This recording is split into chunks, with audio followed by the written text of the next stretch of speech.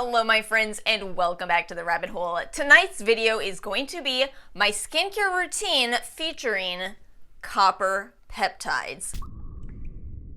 I wanted to go ahead and get this video done because I am nearing the end of my bottle, which you probably cannot tell on camera, but it's about down to here. I know a lot of people wanted to hear how this product in particular has gone for me. There it is, The Ordinary's Buffet and Copper Peptides 1%. So I figured as I continue to show you all my 2022 skincare routine, I've got to go ahead and include the dedicated routine to this product because that's the way I have to do this. I have to dedicate this entire routine around this tricky little product right here.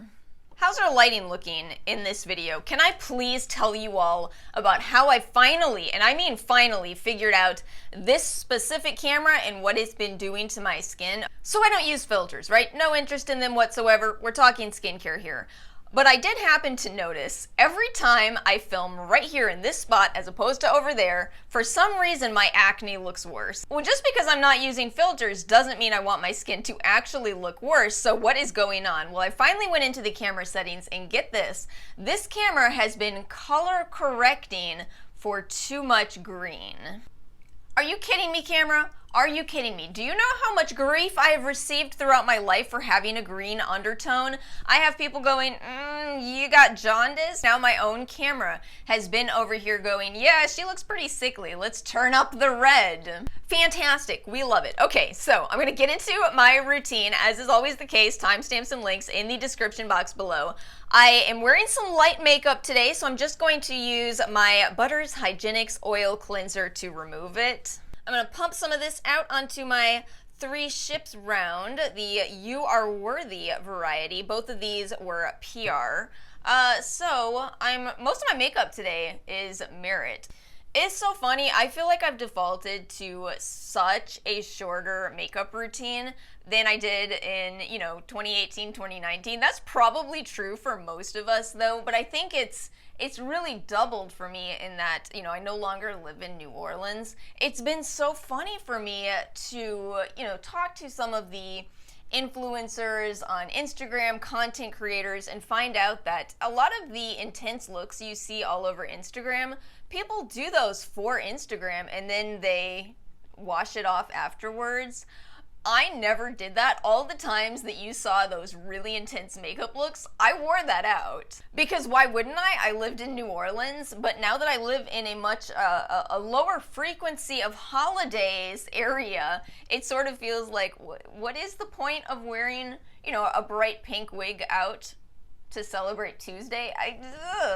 Fat Tuesday, yes. Regular Tuesday, I don't know anymore. So yeah, now I just do a 10-minute at most makeup routine in such a stark contrast to the old 2-hour routines. So that was my first cleanser. We are going to use a second cleanser. You know what's so funny though? I was wearing a tubing mascara and it's like the oil cleanser doesn't do anything at all to take it off, but then the second you add water, that's when it all comes off. So if I do have a couple of flakes, don't worry about them. They'll be gone completely by the time we do our second cleanse. So I'm going back to my Rosen Super Smoothie Cleanser, which is a very gentle physical exfoliator, one of the most gentle I've ever encountered. Doesn't it have such an interesting appearance to it? I absolutely love using this. It is hard for me to wash right now with this darn Band-Aid. I gave myself such a bad cut the other day, y'all, on my refrigerator. How much skill do you think it takes to cut yourself on a fridge? But anyway, this is a little bit of very light physical exfoliation. I know, again, some people do not like that phrase, but I think that honestly, I think we are making progress with this. I saw James Webb put out a video about the St. Ives. Oh my God, did I just say James Webb?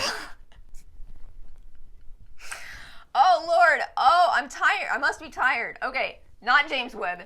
James Welsh put out a video talking about that lawsuit. I haven't had a chance to watch it yet, sadly, but I know the lawsuit. I've talked about it on this channel for what, 2 years or something like that? Yeah, there was a lawsuit and it found that there was no evidence at all that the St. Ives scrub causes micro tears. So I feel like now that people are starting to figure out, oh, this actually works for some people, we're getting a little bit of a more balanced perspective.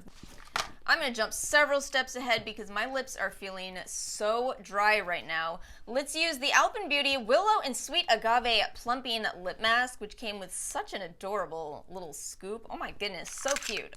Is it just me, or do you always feel like I don't know how much lip mask to grab? I feel like I'm like, is this the correct amount? I don't know. Let's find out. I don't know. It probably is. Sometimes I grab way too much, and sometimes, okay, like this time, not quite enough. It'll work. It'll work. It's tasty. I'm sorry, I'm not over here eating my lip balm, but it does coincidentally happen to be a little bit tasty. That one's interesting because it has kind of mostly an emollient feel to it. It feels more emollient than occlusive to me. And then let's tone. So I would love to use my beloved Indie Lee Coenzyme Q10 toner, but I'm trying to avoid strong antioxidants along with copper peptides, and of course Coenzyme Q10 is a strong antioxidant, so let's instead use the Anua Heartleaf Toner 77%. I will be talking about Heartleaf, Lotus, and Mugwort soon on this channel. I've been really researching those three ingredients, and I kind of feel like Heartleaf is underrated as a result of reading through all that research. I know I've talked about this toner before. I definitely have it in my 2021 toners. I said I like it, but I feel like now that I'm doing the research, I'm over here going, oh, so that's why I like it so much. There is a shocking amount of primary literature on Houttenia cordata. I think I said it correctly this time. I think I finally learned how to pronounce Heartleaf. And ironically, I just messed up Heartleaf. What was that? Hortleaf? I think I said Hortleaf. Hortleaf, James Webb, it's one of those days. It's funny though, I feel like this product in particular is one of those products where it has a cult following, but in the greater skincare community, I feel like it's not talked about that much. Do you know what I mean? I'm adding in some optional steps. Please keep in mind you definitely do not need to have a routine that has all of these steps, but of course you can do whatever works for you. And as you may have guessed from my last few empties videos, I like eye gels. I'm actually 100% out of all eye gels at this moment aside from Ulta samples, so bless you Ulta for sending me samples. So today we are using the Florence by Mills Swimming Under the Eyes gel pads, and I'm using this basically in place of an eye serum tonight. I don't think you necessarily need both. You can use both if you want to, but one or the other also works. What ingredients does she have in hers? Niacinamide, Chondrus crispus powder. Doesn't that sound delicious? Doesn't that make you think, I want to pick that from the vending machine and eat that tonight? It's an algae. It's an algae, no worries. Honestly, I feel like this brand, and I've said this for a while, I feel like this brand kind of got more grief than it deserves. It looks fine. These ingredients look fine. I don't know if it's going to be life-changing, but I also think the Florence by Mills brand is geared for a younger audience, so it's kind of more gentle, you know? And the thing about more gentle products is if you have a more sensitive skin type, you may enjoy those. All right, let me position these a little better. I've got a device to share with you all next. I am so excited about this. This was sent in PR, and I've been testing it now for the past couple of weeks. I got it before it released. This is the new ATS Airshot by Medicube. I am so happy to see Medicube continuing in this devices direction. Their last device, the EMS device, which I talked about in that video, is so different to the market. It's so unique. It is actually a very strong product. And this too is another really unique release. In short, the idea behind this is that it's supposed to be an electronic alternative to using a derma roller. Look at that, it uses air instead of needles. How amazing is that? I've tried derma rollers, I've talked about them on this channel, but I don't like to too heavily talk about them because I think that there really is a risk-benefit analysis to talk about when using a derma roller because you're rolling the same needles on your skin over and over again. This eliminates that concern. So what I've been doing with this, I'm gonna go ahead and start it up now. I've been primarily using this on my forehead. So I will, of course, give you all an update of how this goes longer term, but I gotta say in the meantime, you know, when I opened the email about this product, I just found myself going, why hasn't anybody else thought of that? Why? But the reason I like to use that in particular before my copper peptides is because this is the buffet in copper peptides. So obviously it's more than just copper peptides.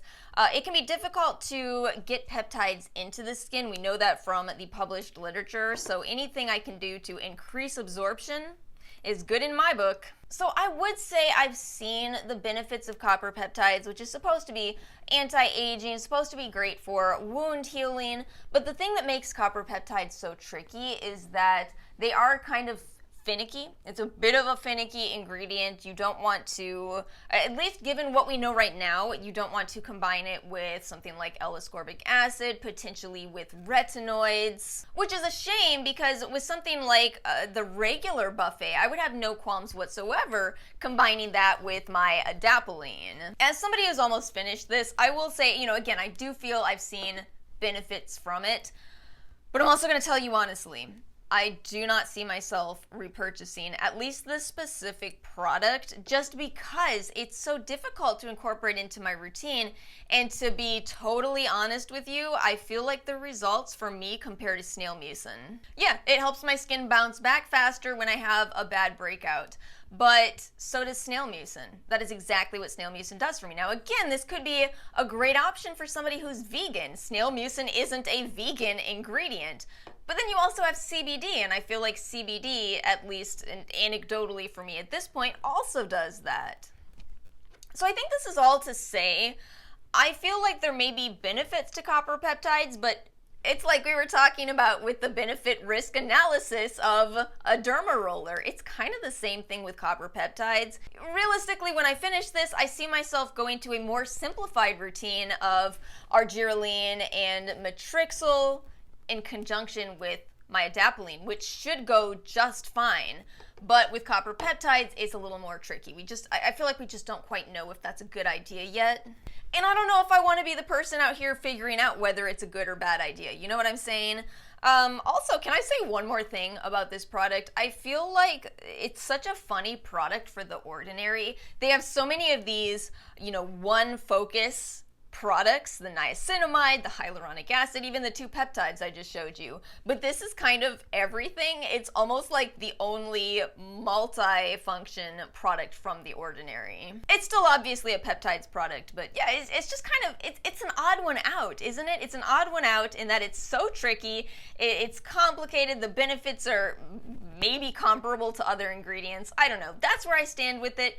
I tested it out as long as I could, and I just don't feel convinced to stick with it, and yet I will tell you, I still do feel I've seen results. I've got a throwback for this video. Can you believe it? I would like to use my Kiehl's Creamy Eye Treatment with avocado. I almost grabbed my Glow Recipe Avocado Retinol, but the reality is I've been really dwindling in my usage of that product. I think that I really benefited from the retinol containing eye creams while I wasn't using adapalene, but I feel like now, some of you have even told me this, I feel like I don't need it anymore. I feel like I just need a more basic eye cream. Because listen, it is a real thing that skincare products migrate. So for me, I just kind of feel like, yeah, I just need a much more basic eye cream. I no longer need retinol eye creams. So honestly, if this whole adapalene experience works out, it's actually potentially a lot less expensive in the long run. I did grab a little bit more expensive of an eye cream for this video, but I talked about this in my affordable skincare video. There's lots of far more inexpensive eye creams that you could use. I really did use a The Ordinary product, and now I'm going to use one of my Doing products. Of course, the sample size. Of course, they sent me a bunch of products, and which one did I fall in love with? Of course, the sample size. Of course. This is the Red Ginseng Moisture and Firming Cream EX. Oh my goodness, it is so beautiful. I'm almost out of it. I'm so sad because it's such a gorgeous product. Oh, it's such a beautiful moisturizer. I've always raved about Suisu on this channel. I didn't want to bring them up in that video because, I don't know, I just feel like comparing, saying, well, I used to like this brand, but now I like the one that's sponsoring me. I feel like that's odd territory. The reality is I still really like Suisu, but I do feel like this reformulation by Doing is a lot closer to Suasu. But anyway, that's it for my PM Copper Peptides routine. I hope it was helpful for you. I hope you enjoyed this video. I am definitely very occlusive, right? That's this stuff. It's amazing. As always, feel free to let me know your thoughts in the comment section below. Feel free to agree or to disagree with me about copper peptides. I would love to hear your experience, if any of you are big fans or if you hate copper peptides, because I know it is a bit of a polarizing ingredient. If you enjoyed this video, make sure to like and subscribe. Have a fantastic rest of your week, and I will see you all next time.